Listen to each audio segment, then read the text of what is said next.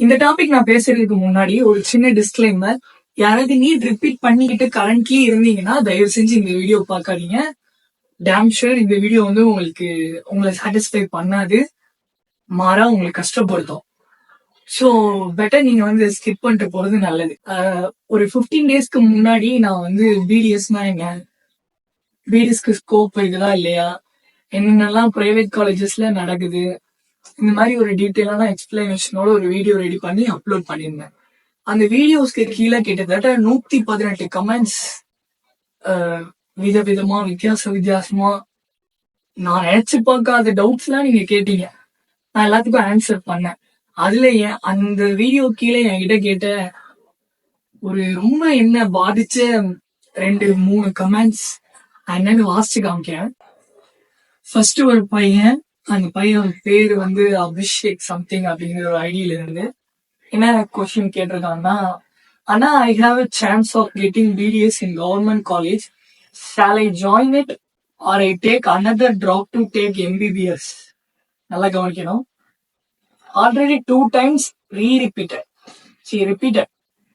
Already 2 times repeated. What can I do, Anna? I have lot of confusions. Please tell your suggestion, Anna. சோகமான emoji. இன்னொருத்தாங்க, அது பையனா பொண்ணான்னு எனக்கு தெரியல. இன்னொருத்தவங்க அதே மாதிரி கொஸ்டின் தான் கேட்டிருக்காங்கன்னா, ஆனா நான் 2 இயர்ஸா ரிப்பீட் பண்ணேன், பட் இப்ப 20 மார்க் கம்மியா இருக்கு. 20 மார்க் இப்ப கம்மியா இருக்கு. நிறைய அது இது போச்சு. ஓகேனா பிடிஎஸ் எடுக்கலாம் இருக்கேன். ரிப்பீட் பண்ண ஐடியா இல்ல. அங்கெல்லாம் போகலாம்னா இல்ல எப்படின்னு தெரியலங்க. ஒரே கன்ஃபியூஷனா இருக்கு. ப்ளீஸ்னா ஏதாச்சும் சொல்லுங்க.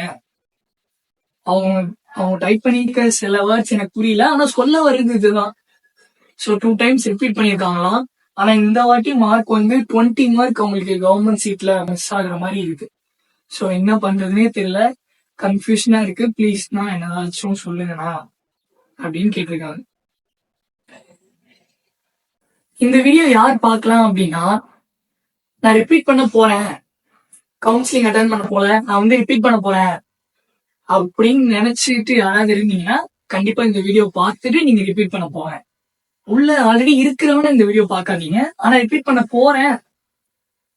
போறேன், இனிமே உட்காந்து நான் ரிப்பீட் பண்ணி நெக்ஸ்ட் இயர் உட்காந்து படிக்க போறேன் அப்படின்னு யாராவது மைண்ட் செட்ல ஸ்டூடெண்ட்ஸ் போறீங்கன்னா கண்டிப்பா இந்த வீடியோ பார்த்துட்டு ரிப்பீட் பண்ண போங்க, உங்களுக்கு ஒரு ஐடியா கிடைக்கும். இந்த கொஸ்டின் கேட்ட ஸ்டூடெண்ட்ஸோட மனநிலை எப்படி இருக்கும் அப்படின்னு எனக்கு நல்லாவே தெரியும். ஏன்னா இதே 5 வருஷத்துக்கு முன்னாடி எக்ஸாக்ட் நான் இதே சிச்சுவேஷன்ல இருந்தேன். இந்த கொஸ்டினை கேட்கிறப்ப, ரிப்பீட் பண்றப்ப அந்த ஸ்டூடெண்ட்ஸ் வந்து வீட்லயும் சொல்ல முடியாம, பேரண்ட்ஸ் அந்த அளவுக்கு படிச்சிருக்கவும் மாட்டாங்க. இந்த மாதிரி ரிப்பீட் பண்ற ஸ்டூடெண்ட்ஸோட முக்காவாசி தமிழ்நாட்டுல இருக்கிற முக்காவாசி ஸ்டூடெண்ட்ஸோட பேரண்ட்ஸ் அன்எஜுகேட்டடா தான் இருப்பாங்க. அவங்க படிப்பறிவு இருந்திருக்காது. அவங்களுக்கு தான் பிள்ளைய படிக்க வைக்கணும், ஏதாவது பண்ணி டாக்டர் ஆக்கிடணும் அப்படின்னு தான் இருப்பாங்க. அந்த மாதிரி பேரண்ட்ஸ்ட நம்ம என்ன ரீசன் சொன்னாலும் அவங்களுக்கு புரியவே புரியாது. ஏன்னா முத தடவை ரிப்பீட் பண்ண அப்பயும் கம்மி மார்க்கு, 2வது தடவை அவங்கள பொறுத்த வரைக்கும் கம்மி மார்க்குன்னு தான் தெரியும்.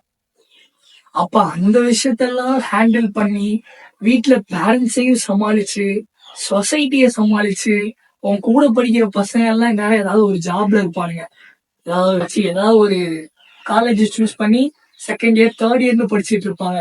ஆனா நீ இன்னும் உட்கார்ந்து நம்ம ரிப்பீட் பண்ணோம், எப்படியாவது நமக்கு இந்த கோர்ஸ் கிடைச்சிடணும், எப்படியாவது நம்ம இந்த கோர்ஸ் எடுத்துடணும்டான்னு அதுக்காக போராடிக்கிட்டு இருக்கிற மைண்ட் செட்ல இருக்கிற ஸ்டூடெண்ட்ஸ் தான் இந்த கொஸ்டினை கேட்டிருப்பீங்க. ஐநோ இதே மைண்ட் செட்ல 5 வருஷத்துக்கு முன்னாடி நானும் இருந்தேன். எக்ஸாக்ட்.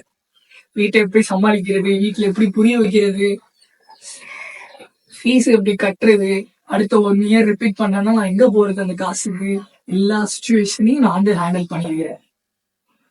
எனக்கு தெரியும் எவ்வளவு மென்டல் டார்ச்சரை ரிப்பீட் பண்ற ஒவ்வொரு ஸ்டூடெண்ட்ஸும் அனுபவிப்பீங்க அப்படின்னு. நான் என்ன கேக்குறேன்னா, எம்பிபிஎஸ் அப்படிங்கிற ஒரு சிங்கிள் டிகிரி லைஃபோட ஒர்க்குன்னு நினைக்கிறேன் நீ?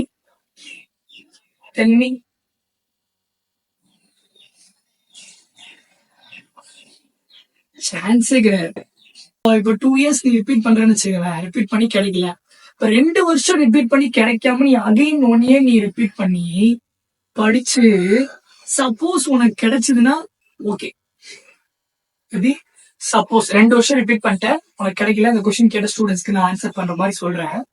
அகைன் 1 வருஷம் போராடி தடுமாறி ஏதாவது பண்ணி சீட் எடுத்துட்டேன், ஓகே உள்ள போறேன். 5 வருஷம் நல்லா படிச்சு எம்பிபிஎஸ் பாஸ் பண்ணனா 5.5 வருஷம் ஆகும் ஃபெயிலே ஆகாம. இப்ப நீ ஃபர்ஸ்ட் இயர்ல ஏதாவது ஒரு இயர்ல டிராப் அவுட் ஆயிடுச்சுன்னா கூட 6 மந்த் லேக் ஆயிரும். சோ நீ எத்தனை வருஷம் டிராப் அவுட் ஆகுற அதெல்லாம் கணக்கு இருக்கு.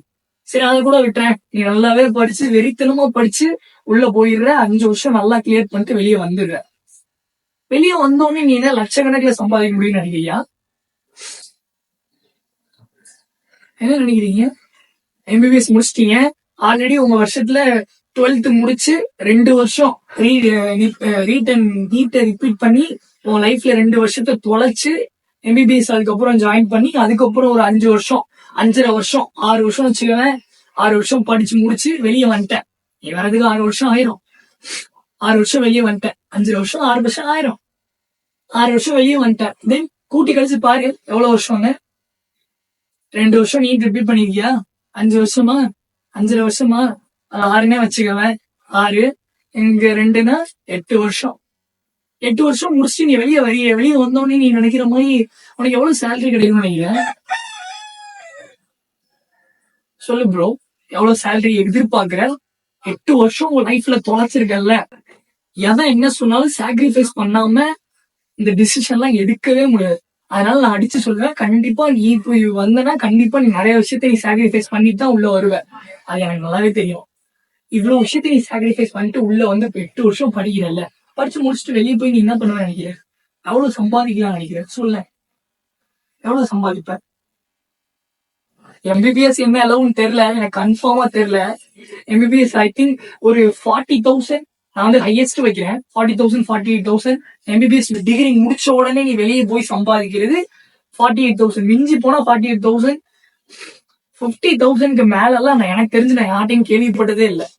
ஐ டோன்ட் நோ எனக்கு வந்து அந்த ஃபீஸ் ஸ்ட்ரக்சர் பே ஸ்ட்ரக்சர் வந்து ஃபுல்லா தெரியல. ஆனா 50,000க்கு உள்ளதான், அதை மட்டும் நான் அடிச்சு சொல்லுவேன். எம்பிபிஎஸ் முடிச்சுட்டு நீ வெளியே போனா, உடனே முடிச்சுட்டு வெளியே போனா 50,000க்கு உள்ளதான், அதை மட்டும் நான் ஷுவரா சொல்லுவேன், டேம் ஷுவரா சொல்லுவேன். எனக்கு தெரிஞ்சு என் ஃப்ரெண்ட்ஸ் நான் கேட்டது வச்சதெல்லாம் வச்சு சொன்னா 50,000க்கு உள்ளதான். பிடிஎஸ்ல நான் அடிச்சு சொல்றேன், வெறும் 15,000 தான் நீ முடிச்சுட்டு வெளியே போனா. வெறும் 15,000. அந்த 15,000 நீ நாய் தொங்குற மாதிரி தொங்கணும் சில கிளினிக் ஓனர்ஸ்ட. அதுவேற நடக்கும். எம்பிபிஎஸ் பொறுத்த வரைக்கும் ஒரு 38,000 40,000 சம்திங் அந்த ரேஞ்சுக்குள்ளதான் வரும். அவ்வளவுதான் வெளியே முடிச்சுட்டு போய் 8 வருஷம் உன் லைஃப்ல தொலைச்சு ஆல்ரெடி நீட் ப்ரிப்பேர் பண்றதுக்காக ஒரு 2 லட்சம், ஒரு வருஷத்துக்கு 1 லட்சம் வச்சுக்க மினிமம். இப்பெல்லாம் 1.5 லட்சம் வருது, நான் படிக்கிறதே 1 லட்சம். இப்பெல்லாம் ஹாஸ்டலு அதுக்கப்புறம் கோச்சிங் ஃபீஸ் அது இதுன்னு போட்டு ஒரு வருஷத்துக்கே 2 லட்சம் 2.5 லட்சம் எல்லாம் வரும். இப்ப கணக்கு போடுப்பாரு. சரி நான் ஒரு மினிமம் வச்சுக்கிறேன், மினிமம் அதுல ஒரு 4 லட்சம், மினிமம் அதுல ஒரு 3 லட்சம் வச்சுக்க ரிப்பீட் பண்ணதுக்கு. அப்புறம் இங்க ஜாயின் பண்றது, காலேஜ் உடனே கிடைச்சு இங்க ஜாயின் பண்றது எல்லாம் சேர்த்து காலேஜ் எல்லாம் முடிக்கிறதுக்கு ஒரு பிரைவேட் காலேஜ்ல மேனேஜ்மெண்ட் கோட்டால எம்பிபிஎஸ் படிக்கிறேன். மேனேஜ்மெண்ட் கோட்டால இதெல்லாம் படிச்சுன்னா மிடில் கிளாஸ் ஃபேமிலி உன்னால வெளியவே வர முடியாது. அது வேற விஷயம். சொல்றது நான் என்ன கேக்குறேன்னா, இவ்வளவு நீ கஷ்டப்பட்டு வெந்து நூலாகி நீ வெளியே வந்து என்ன உடனே உனக்கு என்ன லட்சக்கணக்கில் நீ சம்பாதிக்க முடியாது. 50,000 கூட உனக்கு ஷுவரிட்டி கிடையாது. 50,000 கூட வருஷத்துக்கு ஒரு மாசத்துக்கு சம்பாதிப்பியான்னு உன்னால சொல்ல முடியாது. இப்ப எம்பிபிஎஸ் ஒர்த்தே கிடையாது. யூஜி டிகிரி வச்சு உன்னால ஒண்ணுமே பண்ண முடியாது ப்ரோ. கண்டிப்பா நீ பிஜி டிகிரி பண்ணியே ஆகணும். அது எம்பிபிஎஸ் தான். அதாவது ஒரு 10 20 30 வருஷத்துக்கு முன்னாடி ஊருக்கு ஒரு டாக்டர் இருந்தாங்க. இன்னைக்கு ஒரு தெருவுக்கு 2 டாக்டர் 10 டாக்டர் இருக்காங்க. முன்னாடி எல்லாம் பேரண்ட்ஸ் வந்து பேசிக்கிறதுக்கு என் பையன் வந்து டாக்டர் படிக்கிறான் அப்படின்னு பேசிப்பாங்க. இப்ப அப்படி நம்ம யார்ட்டையாவது போய் சொன்னோம்னா, எங்க வீட்டுல என் பையன் ஆல்ரெடி முடிச்சுட்டான், இப்ப என் பொண்ணு படிச்சுட்டு இருக்கா அப்படின்னு சொல்றான். இன்னும் எத்தனை வருஷம் தான் இந்த டாக்டர்ன்னு சொல்லி இந்த சொசைட்டியும் இந்த பேரண்ட்ஸும், நான் வந்து அன்எஜுகேட்டட் பேரண்ட்ஸ மட்டும் சொல்லல. நல்லா படிச்சு நல்ல ஒரு கவர்மெண்ட் ஜாப்ல இருக்கிற பேரண்ட்ஸ் கூட இன்னுமே இப்படிதான் இந்த மென்டாலிட்டியில தான் இருக்கிறாங்க. என்னைக்கு இந்த மென்டாலிட்டி எல்லாம் மாறுதோ அன்னைக்குதான் இந்த ஸ்டூடெண்ட்ஸ், இந்த ரிப்பீட் பண்ற ஸ்டூடெண்ட்ஸோட பேரண்ட்ஸோட மென்டாலிட்டி என்னைக்கு வந்து அவங்க பசங்களை அண்டர்ஸ்டாண்ட் பண்றதுக்கு வருதோ அன்னைக்குதான் வந்து இந்த ரிப்பீட் பண்ற ஸ்டூடெண்ட்ஸோட எண்ணிக்கை எனக்கு குறையும்னு நினைக்கிறேன். ஒரு வருஷத்துக்கு மட்டும் ரிப்பீட் பண்ற ஸ்டூடெண்ட்ஸோட எண்ணிக்கை எவ்வளவு தெரியும்? இது எவ்வளவு இருக்குன்னு நினைக்கிறீங்க? 25 to 30% ரிப்பீட்டர்ஸ். இதுல ரீரிப்பீட்டர்ஸ் எவ்வளவுன்னு தெரியல. ஒரு வருஷத்துக்கு 6 லட்சம் 7 லட்சம் பேர் நீட் எக்ஸாம் எழுதுறாங்க. அது 25 to 30% ரிப்பீட்டர்ஸ் தான் இருக்கிறாங்க. ஒண்ணு மட்டும் நல்லா தெரிஞ்சுக்கங்க, உன் லைஃபை விட, உன்னோட மைண்ட் பீஸை விட, உன்னோட நிம்மதியை விட எம்பிபிஎஸ் அப்படிங்கிற ஒரு சிங்கிள் டிகிரி பெருசு கிடையாது. என்னை பொறுத்தவரைக்கும் சிங்கிள் டிகிரிக்கு ஒர்த்தே கிடையாது. நீ வெறும் யூஜியை முடிச்சு ஒண்ணுமே பண்ண முடியாது ப்ரோ உன்னால. அதுக்கப்புறம் நீ நிம்மதியா இருந்துருவியா? சரி, நீ நினைக்கலாம் நம்ம வந்து இப்ப இருக்கிற உன் மைண்ட் செட்ல என்ன நடப்பு இருக்கும் அப்படின்னா, இந்த 2 வருஷத்தை எப்படியாவது இதை கடந்து அடிச்சு புடிச்சு முடிச்சுட்டு எப்படியாவது எம்பிபிஎஸ் ஸ்கூல்ல போனா போதும்பா, எம்பிபிஎஸ் ஸ்கூல்ல போனா போதும், நம்ம நினைச்சதெல்லாம் நம்ம சாதிச்சிடலாம் இப்படிங்கிற மைண்ட் தாட்ல தானே நீ நீட்டை வந்து ரீரிப்பீட் பண்ற. இல்ல ரீரிப்பீட் 2 வருஷம் கழிச்சும் ஒரு வருஷத்துல நீ கிடைக்கலாம், அடுத்த வருஷம் உட்காந்து படிக்கிறதுக்கு உன் மைண்ட் செட்டுக்கு காரணம் என்ன? நீ நினைக்கிறது எம்பிபிஎஸ் போயிட்டோ இல்ல மெடிக்கல் காலேஜுக்கு போயிட்டோ நம்ம வாழ்க்கையே மாறிடும். ஒரு மண்ணும் புடுங்காது. என்ன சொல்லு, இதுதான் ரியாலிட்டி ப்ரோ. நீ நினைக்கிற மாதிரி உன் வாழ்க்கையில 2 வருஷத்தை தொலைச்சிட்டு இப்ப நான் சொல்றதுலாம் நீ எப்ப தெரியுமா ஃபீல் பண்ணுவ? ஒருவேளை நீ எம்பிபிஎஸ் கிடைச்சு உள்ள வர்றேன்னு வச்சுக்கவேன், உள்ள வந்து நீ ஃபர்ஸ்ட் இயர் எல்லாம் முடிச்சு செகண்ட் இயர் வருவ, செகண்ட் இயர் தேர்ட் இயர், அந்த டைம்ல நீ இதை ரிக்ரெட் பண்ணுவ. ஏன்னா வந்து கோர்ஸ் எடுத்தோம். ஏன்னா அப்ப அந்த டைமிங்ல உன் கூட படிச்சதெல்லாம் ஏதாவது ஒரு வேலைக்கு போய் கை நிறைய சம்பாதிச்சுட்டு இருப்பான், நீ மட்டும் உட்காந்து படிச்சுட்டு இருப்ப. அந்த டைமிங்ல ஏன்னா இந்த எம்பிபிஎஸ் போய் எடுத்தோம், இங்க வந்து பார்த்தா இதெல்லாம் இருந்தாலும் நம்ம வாழ்க்கையே மாறிடும் நினைச்சேன். அப்பதான் உனக்கு ரியாலிட்டி புரியும். 3 வருஷம் ஜாயின் பண்ணி 3 வருஷம் கழிச்சு உனக்கு ரியாலிட்டியே புரியும். ஏன்னா அங்க என்ன நடக்கு, இது முடிச்சுட்டு நீ வெளியே போனா உனக்கு ஒர்த்து இல்லையா? அதுக்கப்புறம் நீ என்ன பண்ணணும்? வெறும் எம்பிபிஎஸ் வச்சு உன்னால ஒரு மண்ணும் புடுங்க முடியாது. எம்பிபிஎஸ் முடிச்சுட்டு பிஜி முடிச்சே ஆகணும். பிஜிக்கும் என்ன, பிஜி சும்மா தந்துருவாங்க நினைக்கிறீங்க? பிஜிக்கும் இதே மாதிரி நீட் இருக்கு. யூஜி நீட்டே நீ 2 வருஷம் ரிப்பீட் பண்ணி இவ்வளவு கஷ்டப்பட்டு முடிக்கிறனா, பிஜி நீட்டு எவ்வளவு கஷ்டம் தெரியுமா? ஒரு வருஷத்துக்கு அதுல அப்பியர் ஆகிறவங்களோட எண்ணிக்கை தெரியுமா? பாஸ் ஆகிறவங்களோட எண்ணிக்கை. அப்படி நீ ஒரு நீட்டை வந்து ஒரு சிங்கிள் கிளியர் பண்ணி கவர்மெண்ட் காலேஜ் கிடைச்சா மட்டும்தான் உண்டு நீட் பிஜி எல்லாம் படிக்கிறது. நினைச்சு பாரு. இதுல நீ நீட் யூஜி வந்து கவர்மெண்ட் காலேஜ் எடுத்துருக்கணும். கவர்மெண்ட் காலேஜ் எடுத்து நீட் பிஜி ப்ரிப்பேர் பண்ணி பிஜியும் கவர்மெண்ட் காலேஜ்ல போனா ஓகே. போன நிலைமைக்கு நீ ஏதாவது பண்ணி கவர்மெண்ட் காலேஜ் உனக்கு வந்து உன்னோட சூழ்நிலைகளுக்கு கவர்மெண்ட் காலேஜ் நீட் யூஜி கிடைக்காம ஒரு பிரைவேட் காலேஜ்ல செல்ஃப் பினான்ஸ் கோட்டால போய் படிக்கிறேன்னா அதுவே முடிச்சுட்டு வர்றதுக்கு ஒரு 50 லட்சம் 60 லட்சம் ஆயிரும். அதையும் லோன் எடுத்து தான் படிப்ப. அப்புறம் நீட் பிஜி எல்லாம் உன்னால கனவு கூட காண மாட்டேன். ரொம்ப ஸ்ட்ரகிள்ல தான் போய் உட்காருவேன். நீ நினைக்கிற மாதிரி உன் மைண்ட் செட்ல இருக்கிற மாதிரி, இந்த ரிப்பீட் பண்ற ஸ்டூடெண்ட்ஸோட மைண்ட் செட்ல இருக்கிற மாதிரி நீங்க நினைக்கிற மாதிரி நீட் வந்து இந்த 2 வருஷத்தை தாண்டிட்டா, அந்த நீட்டை மட்டும் தாண்டி எப்படியாவது எம்பிபிஎஸ் ஸ்கூல்லயோ இல்ல பிடிஎஸ் ஸ்கூல்லயோ மட்டும் போயிட்டா உங்க வாழ்க்கை பிரைட்டா மாறிடாது. அதை மட்டும் நல்லா தெரிஞ்சுக்கோங்க. அதுக்கப்புறமும் இருக்கு, போய்கிட்டே இருக்கும்.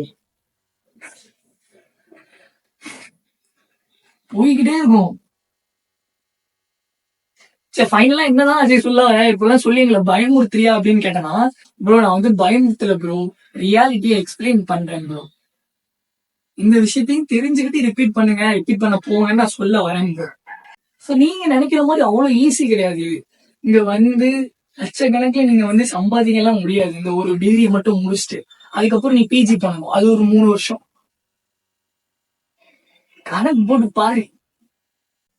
உன் வாழ்க்கையில நீ ஒரு 10 வருஷத்துக்கு படிச்சுக்கிட்டே இருக்கணும். நீ 10 வருஷமா அதுக்கு மேலேயும் 15 வருஷத்துக்கு படிச்சுக்கிட்டே இருப்ப. அதுக்கப்புறமாவது உன் வாழ்க்கை நல்லாயிரும்.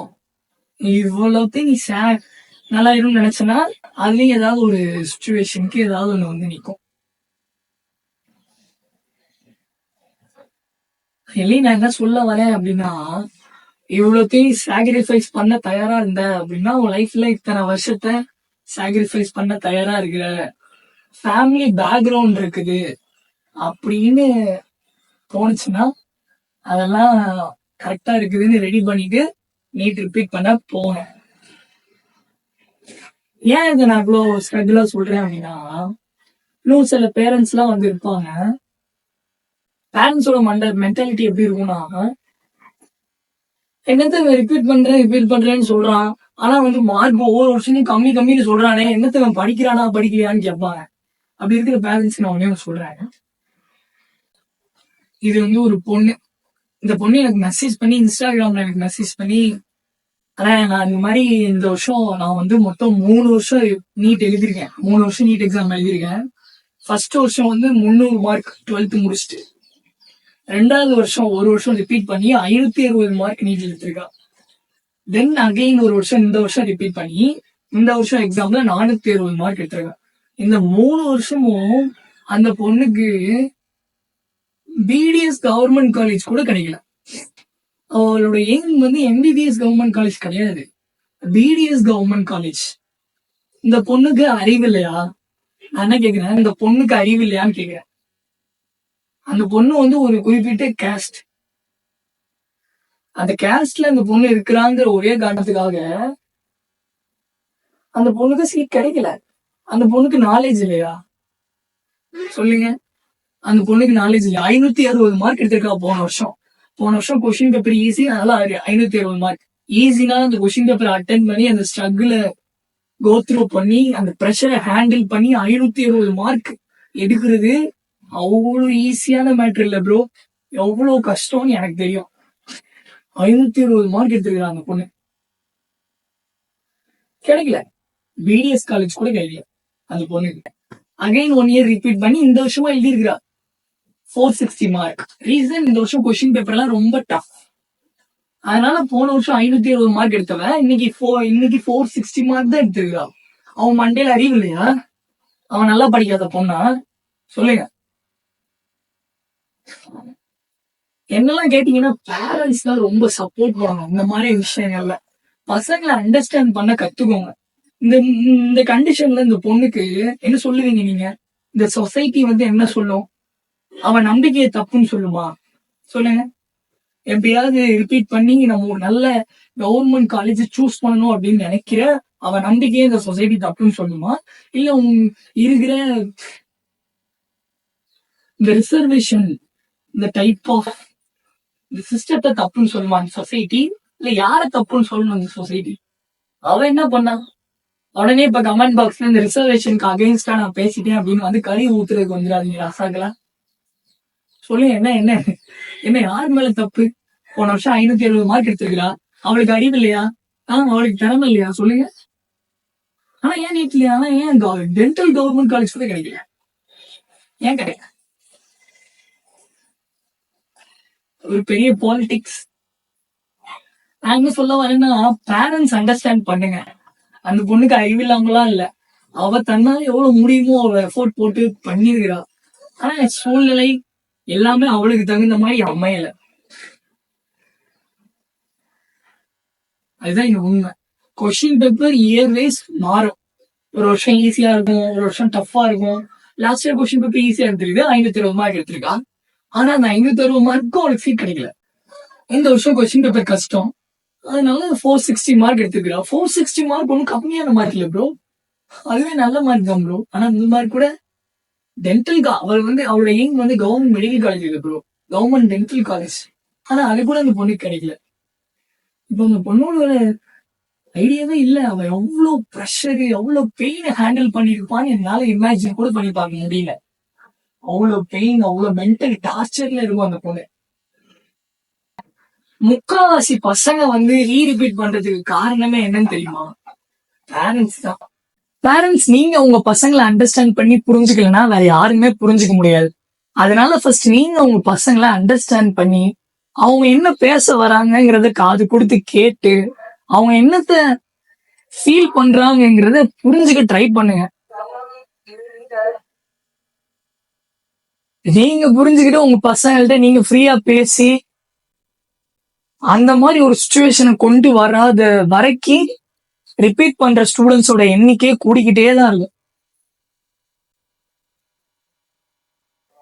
அந்த பொண்ணெல்லாம் என்னத்த சொல்லி அந்த பொண்ணை சமாதானப்படுத்துவீங்க? இந்த சொசைட்டி அந்த பொண்ணுக்கு இந்த டாக்டர் மேல இருக்கிற விருப்பமே போயிருச்சு. வெறுத்து ஒரு விரக்தியில அந்த பொண்ணு இருக்கிறா இப்ப இந்த ஸ்டேஜ்ல. யாருக்குதான் அது வராது சொல்லுங்க? அவ்வளவுதான். லைஃப் ரொம்ப பெருசு ப்ரோ. எம்பிபிஎஸ் அப்படிங்கிற ஒரு சிங்கிள் டிகிரி, டாக்டர் அப்படிங்கிற ஒரு சிங்கிள் டிகிரில உன் லைஃப் இல்ல ப்ரோ. அதை மட்டும் அண்டர்ஸ்டாண்ட் பண்ணு ப்ரோ. என்ன நடந்தாலும் பரவாயில்ல, மூவ் ஆன் பண்ணி போய்கிட்டே இரு. ஏதாவது ஒரு கேட் எங்கேயாவது ஓப்பன் ஆகும். உனக்குன்னு ஒரு கேட் கண்டிப்பா இருக்கும்டா. அந்த கேட்டை நீ மட்டும் கண்டுபிடி. அதுதான் உனக்கான வேலையே. உன் பெரிய வாழ்க்கை வந்து இந்த இத்தனூன்னு இந்த எம்பிபிஎஸ், இந்த டாக்டர் இல்ல இந்த பிடிஎஸ் அப்படிங்கிற அந்த மருத்துவத்துக்குள்ள மட்டும் உன் வாழ்க்கை கிடையாது. வாழ்க்கை ரொம்ப பெருசு ப்ரோ. லைஃப் ரொம்ப பெருசு. நல்லா பறந்து யோசி, நல்லா திங்க் பண்ணு. உட்காந்துக்கிட்டு இப்படி யோசிக்காத, என்னடா நம்ம ரிப்பீட் பண்ணிட்டோமே, 2 வருஷம் கழிச்சும் கிடைக்கலையே, ஊர்ல இருக்கவன் என்ன பேசுவான், வீட்டுல என்ன பேசுவாங்க, எவன் என்ன வேணாலும் பேசிட்டு போட்டுண்டா, மிஞ்சி போனா 8 மாசம் பேசுவாங்கடா, இல்ல 1 வருஷம் பேசுவாங்கடா, அவ்வளவுதான்டா. அதுக்கப்புறம் மறந்துட்டு அவன் குடும்பத்துல இருக்கிற பிரச்சனையை பார்த்து போய்கிட்டே இருப்பான். இல்ல இன்னொருத்தன் அவன் குடும்பத்துல பிரச்சனை இருக்கும், அதை பார்த்து அவன் போய்கிட்டே இருப்பான். ஆனா நீ தான் உன் லைஃபை மூவ் பண்ணணும். அதை மட்டும் நல்லா யோசி, திங்க் பண்ணு, நிதானமா யோசி. ஒன்னும் அவசரம் இல்ல. திங்க் பண்ணி நிதானமா யோசிச்சு உன் ஃபேமிலி பேக்ரவுண்ட் எப்படி இருக்குது, இதுக்கு நீ ரிப்பீட் பண்றதுக்கு நீ போலாமா, இதுல உனக்கு உண்மையில விருப்பம் இருக்குதா, எல்லாத்தையும் அனலைஸ் பண்ணி இப்ப நான் சொன்னதெல்லாம் கொஞ்சம் திங்க் பண்ணி பார்த்துட்டு அப்புறமா நீ ரிப்பீட் பண்ண போகணும். எனக்கு இதே மண்ணுதான் எனக்கு வேணும்னா மண்ணிலே போய் விழு. வேற என்ன சொல்றது? ஃபைனலா நீ வந்து கேட்கலாம், என்ன ப்ரோ நீ ரிப்பீட் பண்ணி நீ படிச்சு டாக்டர் ஆயிட்ட, இப்போ வந்து நீ இப்படிலாம் பேசுவ அப்படின்னு நீ சொல்லலாம் ப்ரோ. எனக்கு யாரும் 5 வருஷத்துக்கு முன்னாடி இப்படிலாம் இருக்குது, நீ படிச்சு முடிச்சுட்டு வெளியே வந்தனா இவ்வளவுதான் உனக்கு சம்பளம் அப்படின்லாம் சொல்லலடா. இவ்வளவுதான் தருவாங்க, இவ்வளவு விஷயம் இருக்குது இதுல அப்படின்லாம் எனக்கு யாருமே எதுவுமே சொல்லல. சொல்லியிருந்தாங்கன்னா நான் வேற ஏதாவது ஒரு பிளான் பண்ணிட்டு இருப்பேன். நானும் ஒன்னே மாதிரி பிறகுறீங்களா சுச்சுவேஷன்ல, இதே சுச்சுவேஷன்ல படிச்சு என் லக்குக்கு எனக்கு வந்த ஒரு அதிர்ஷ்டத்துக்கு எனக்கு சீட்டு கிடைச்சு நான் உள்ள வந்துட்டேன். என்ன மாதிரியே உங்களுக்கும் சீட்டு கிடைச்சு உள்ள வந்தா ஓகே. கிடைக்காத பட்சத்துல இதுலயே உட்காராதீங்கன்னு தான்டா நான் சொல்ல வரேன். அதை மட்டும் புரிஞ்சுக்கோங்க. இல்ல உங்க லைஃப்ங்கிறது இந்த எம்பிபிஎஸ்ங்கிற இந்த ஒரு சிங்கிள் டிகிரி வேஸ்ட். அது ஒண்ணுமே ஒர்த்தே கிடையாது. நீங்க இவ்வளவு உட்கார்ந்து எஃபோர்ட் போட்டு 2 வருஷம் 3 வருஷத்தை உங்க லைஃப்ல தொலைச்சு எம்பிபிஎஸ் டிகிரி வர்றதுக்கு அது அவ்வளவு ஒர்த்தே கிடையாது ப்ரோ. இந்த degree understand bro, think bro. என்ன இந்த மாதிரி வீடியோ கிரியேட் பண்றதுல ஒரு கஷ்டம்னா, உண்மையை உணர்ந்து ரியாலிட்டியில அனுபவிச்சவன் இதுக்கு ஒரு கன்க்ளூஷனை கொடுக்க முடியாது. ஃபார் மீ இவ்வளவு தூரம் பேசியிருக்கிறேன், ஆனா என்னால ஒரு கன்க்ளூஷன் இந்த வீடியோல கொடுக்க முடியல பாரு. ஏன்னா எனக்கு தெரியும் கன்க்ளூஷனே கிடையாது. போய்கிட்டே இருக்கும். நான் பேசிக்கிட்டே இருந்தாலும் அந்த வீடியோவும் போய்கிட்டே இருக்கும். 2 விஷயத்த சொல்லி நான் அந்த வீடியோ முடிக்கிறேன். ஒன்னு என்னன்னா பேரண்ட்ஸ். ஃபர்ஸ்ட் விஷயத்துக்கு பேரண்ட்ஸ், பெற்றோர்களே, தாய்மார்களே, தகப்பன்மார்களே, உங்க பசங்க ரிப்பீட் பண்ணி மார்க் வரல அப்படின்னா அந்த பசங்கிட்ட உட்கார வச்சு அவங்ககிட்ட என்ன ரீசன்னு கேட்டு அண்டர்ஸ்டாண்ட் பண்ண ட்ரை பண்ணுங்க உங்க பசங்களை. உங்க பசங்க கண்டிப்பா 100% எஃபோர்ட் போடலனாலும் அவங்க சைட்ல இருந்து கண்டிப்பா எஃபோர்ட் போட்டிருக்காங்க. 100% யாராலையும் இங்க உழைக்க முடியாதுங்க. மிஷின்ஸ் கிடையாது உங்க பசங்க. அவங்களும் ஹியூமன் பீயிங்ஸ் தான். அவங்களுக்கும் ஆசைகள் இருக்கும், விருப்பு வேதனைகள் எல்லாமே இருக்குங்க. அதெல்லாம் அண்டர்ஸ்டாண்ட் பண்ணி உங்க பசங்களால 2 தடவை ரிப்பீட் பண்ணியும் கவர்மெண்ட் சீட் எடுக்க முடியலாம். பசங்களை அண்டர்ஸ்டாண்ட் பண்ணுங்க. நீங்களே வெறுத்து ஒதுக்கிறாதீங்க. வார்த்தைகளால அப்படியே கோடாயும் ஈட்டியும் வச்சு குத்தாதீங்க. இதெல்லாம் விட உங்க வார்த்தை தான் அவங்களை அதிகமா காயப்படுத்துமே. நீங்க என்னன்னாலும் பேசிட்டு திருப்பி வந்து உங்க பசங்க உங்ககிட்ட பாசத்தை கொட்டணும்னு எதிர்பார்க்காதீங்க. இந்த மாதிரி சுச்சுவேஷன்ல உங்க பசங்க கூட இருங்க. உங்க பசங்களை அண்டர்ஸ்டாண்ட் பண்ண கத்துக்கோங்க பேரண்ட்ஸ். அவங்கள புரிஞ்சுக்கங்க. அவங்க என்ன ரீசன்னால இதெல்லாம் அவங்களுக்கு கிடைக்கலன்னு புரிஞ்சுக்கிட்டு அவங்களுக்கு தகுந்த மாதிரி அடுத்து என்ன பண்ணலாம் அப்படிங்கிறதுக்கு நீங்க ஒரு ஐடியாவை சொல்லுங்க. இல்ல அவங்ககிட்ட என்ன ஐடியா இருக்குன்னு உட்கார்ந்து கேளுங்க.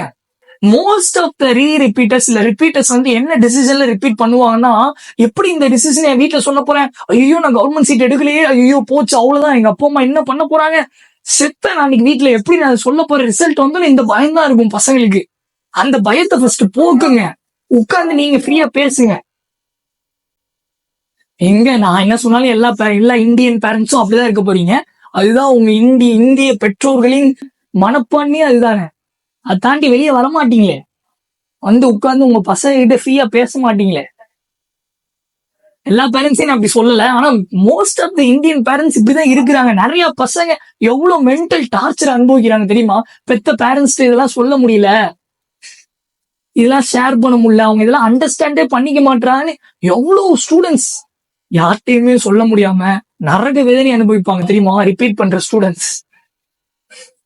அதனால ஃபர்ஸ்ட் உட்கார்ந்து பேரண்ட்ஸ் பேசுங்க, உங்க பசங்கிட்ட பேசுங்க. MBBS அப்படிங்கிற ஒரு சிங்கிள் டிகிரி அவன் இப்ப அவ்வளவு பெரிய வாழ்க்கையில அது அவ்வளவு பெரிய விஷயம் கிடையாது. வாழ்க்கை ரொம்ப பெருசு. பெற்றோர்களே, நீங்களே உங்க பசங்கிட்ட சொல்லி புரிய வைங்க. அவ்வளவுதான் இது பேரண்ட்ஸ்க்கு. அண்ட் ஸ்டூடெண்ட்ஸ், ப்ரோஸ், சிஸ்டர்ஸ், உங்களுக்கும் அதேதான். MBBSங்கிற சிங்கிள் டிகிரி உங்க பெரிய வாழ்க்கையில ஒரு சின்ன விஷயம், அவ்வளவுதான்.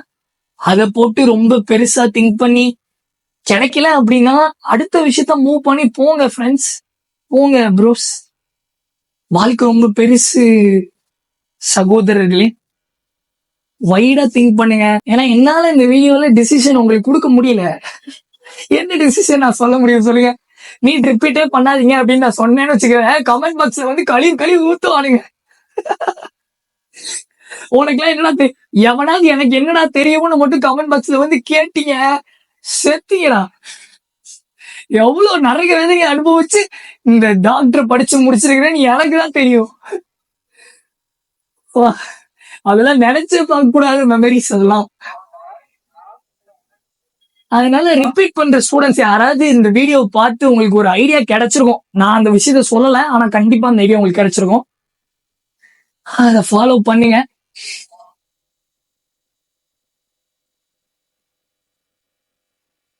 உனக்கு கிடைக்கலன்னு வச்சுக்கோங்க, அதை விட ஒரு பெரிய விஷயம் கடவுள் உனக்காக உன் வாழ்க்கையில கொடுக்கறதுக்கு காத்துக்கிட்டு இருப்பாரு.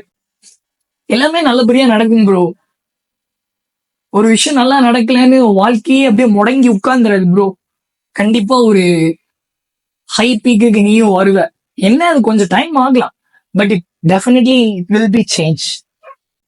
உள்ளே உட்காந்துடாதீங்க, நல்லா பறந்து திங்க் பண்ணி வெளியில போங்க. இந்த MBBS இதுக்குள்ளேயே கிடத்துறாதீங்க. வாழ்க்கை இந்த வெறும் MBBS கிடையாதுடா. அண்டர்ஸ்டாண்ட் பண்ணி புரிஞ்சுக்கோங்கடா. இதுக்கு மேல என்னால சொல்ல முடியாதுடா. எவ்வளவுதான்டா நான் சொல்றேன், நீங்க புரிஞ்சுக்கிட்டாதான்டா உண்டு.